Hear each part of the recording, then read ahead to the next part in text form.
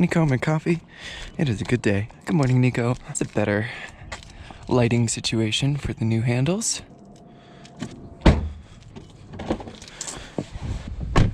Can't believe we're already up to 101 subscribers. You guys are the best. This display is hilarious. I'm just sitting in my driveway. There's a GTI next to me, but there's nothing that looks quite like that. Good morning. This is Cullen with Tesla's Wild. I hope you all are having a great Thursday morning. I am getting a bit of a slow start today. I was working until about 11:30 last night. Anyways, got my coffee here. It's a good morning. We hit 100 subscribers yesterday. That is so dope. Thank you all so much for your support. It is just amazing what has been able to happen to this channel in the short time that it's been going, and I can't thank you guys enough for all of your support. So we got a good shot of the Nikola Pro Tesla door handle wrap kit I installed last night. I'm rambling. Today I wanted to do a video about the 5 biggest improvements I think Tesla needs to make to the Model 3 in upcoming production runs. Just things to make it overall a better experience for... I won't waste any more time. I've already been jabbering a lot, so let's get right into it. Okay, so the first improvement that I think they need to make, the key system in the Model 3 needs a lot of work. As a lot of you probably know, there are 3 different types of keys that you can have with this vehicle. The first is the key card. The second is the key fob, which they recently came out with not too long ago. And the third is your phone. All of which are very, very cool, especially the idea of your phone. The only problem with all of these is the passive entry. The only place that passive entry is supported is on the phone. It's not supported on the key fob at all, and the key card, you have to physically tap it on the B pillar and also on the center console. The phone, however, does. It's just not the best. It relies on Bluetooth communication, and the vehicle doesn't always sense that the phone is there. Someone like me, I wear skinny jeans. Putting my iPhone XS Max in my front pockets is just impossible. Like, it will fit, but it's absolutely uncomfortable. So I usually keep my phone in my hand or my back pocket. When it's in your back pocket, I would say that the keyless entry system works maybe 50 to 60% of the time. At least 50% of the time, I walk up to the vehicle and try and open the door and nothing happens. I know Tesla used to have a fully passive entry that it would unlock as you approach the vehicle. There was a security concern or something with that, and they eventually cut that back to when you pulled on the door handle and it sensed the phone in your pocket, then it would unlock and you could get inside the vehicle. I never owned a Tesla when it was based on as you were approaching alone. I wish I did, because I kind of wish that's the way it was.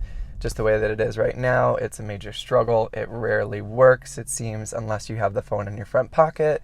And there's just a lot of people that is not feasible for. So the first thing that I'd like to see them improve is the key system to get into the car, whether it's an improvement to the connection between the vehicle and your phone, or releasing a version 2 key fob that allows passive entry. I don't care. It's just one of those minor inconveniences that adds up every day to become overall annoying. The second thing that I think could be improved, and this is more likely a software issue, but I've noticed it for most of the time that I've owned this car, which has now been around 7 months and over 7,000 miles, the reverse camera spends a lot of time being blacked out. The video feed doesn't make it to the screen, basically. And this happens every single time when I shift the car into reverse. It's weird saying shift with this car. When I flip the car into reverse, the very first time of the day, the video feed will be black for a good 5, 10, 15 seconds. More than the time that it requires to back up. There's a cop up here. The reverse camera, most of the time, it just doesn't display to the screen, which definitely kind of sucks, especially when you get used to having a reverse camera, having to go back and look at the mirrors and crane your neck to look over your shoulder. It's another minor annoyance. All of these are minor annoyances. None of them are catastrophic. None of them have really any major bearing on the vehicle as a whole. Just things that I would like to see Tesla improve. The third thing that I would like to see Tesla improve is the doors. The doors in the Model 3. I'm sure you guys have read and heard all about it. They are difficult in general. So the first issue with the doors is how much force you need to use in order to shut them. Coffee. You need to basically slam the doors in order to get them to shut properly. This is something that everybody, when they first get the vehicle, has to get used to. And I know the first week or couple weeks that I owned the vehicle, every time I shut the door, I would have to do it twice because they wouldn't shut all the way. Now that I've owned the vehicle for quite a bit longer, I've gotten more used to it. But anytime that I have passengers in the vehicle, they have to do the same thing that I did. They have to shut it multiple times because their first attempt was not hard enough, unfortunately. The other issue with the doors is the sealing. How well it's sealed and insulated from the outside. I did talk about how quiet I think the inside of a Tesla is. Apparently it's one of the more noisy EVs out there, but still, coming from an ICE vehicle, there's just no comparison. It is much, much quieter overall. However, these seals definitely are a big weak point. I think it's definitely where a lot of road noise comes in. I did see that another Tesla channel had an install of some new seals that you could put on the door that reduced road noise and made things better. The other issue with the doors is their actual sealing capability. When you're doing a car wash or it's raining, I noticed that a lot of water seeps under and through the doors into that area beneath the door. It doesn't make it all the way into the vehicle, but it does let a lot of water in, which is slightly concerning. So I would definitely like to see them improve upon the door sealing. Making it more sealed will definitely make it harder to shut, but that's a compromise I'm willing to take versus having less road noise and less water making it into the vehicle. The fourth improvement that I think Tesla needs to make to the Model 3 is automatically opening the trunk and the frunk when you hit the buttons inside the vehicle or from the app. Right now, they just kind of pop open and stay there until you lift them open. That's just how they work. I know there are some aftermarket modifications for these vehicles that allow you to do that. Stronger pistons that open the trunk and frunk.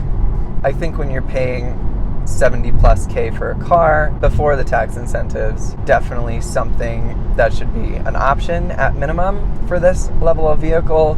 If not standard, it would be just nice if you have your hands full to be able to use Siri and say frunk, and the frunk will open all the way instead of having to free up some fingers or something and not worry about your bags hitting the front and pulling open the frunk. So adding basically stronger pistons so that the frunk and the trunk open automatically. Just another small convenience thing that would make things infinitely better.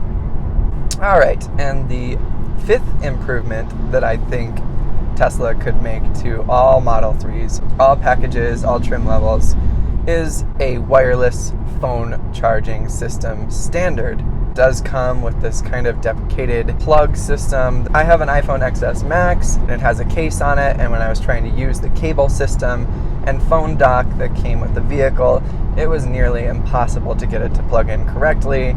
I had to basically maneuver the plug and my phone exactly so that they would come together and actually work. 5 first changes that I made to my Tesla video, and one of those was DIYing my own wireless charger. I know there are professional versions out there, but it's 2019 and wireless phone chargers should basically be standard in all vehicles produced at this point. It should be included at all trim levels and is just the normal thing to do instead of using cables like it's 2009 or something. So overall, it would be great if they included a wireless charging system with the vehicle standard on that phone dock area. I think it'd be very easy to do. So the other thing is the cost associated with all of these changes. A lot of them really wouldn't increase the cost of the vehicle that much more, especially the seals on the doors, the wireless charging system, but I'm sure they could mass produce those and get the cost way down, get with some supplier to reduce that cost a lot.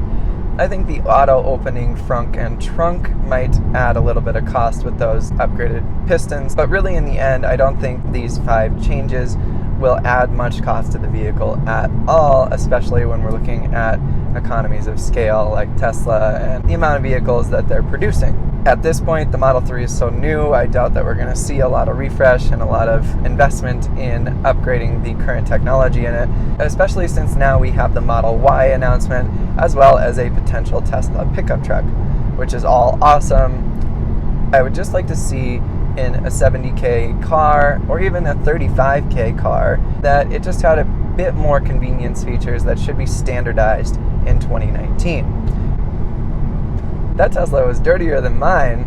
That's an impressive feat.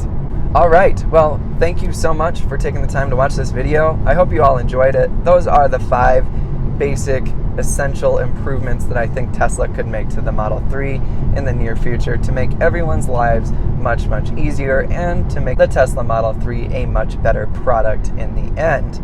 I hope you guys enjoyed this video. If you did, please smash that like and subscribe button. If you have any suggestions on what you think Tesla could improve with the Model 3, please drop a line in the comments. I'd love to hear about it as well, and maybe we can make another video. Always need to make sure that my wheel is centered. Oh, Nico, you are looking gorgeous as always.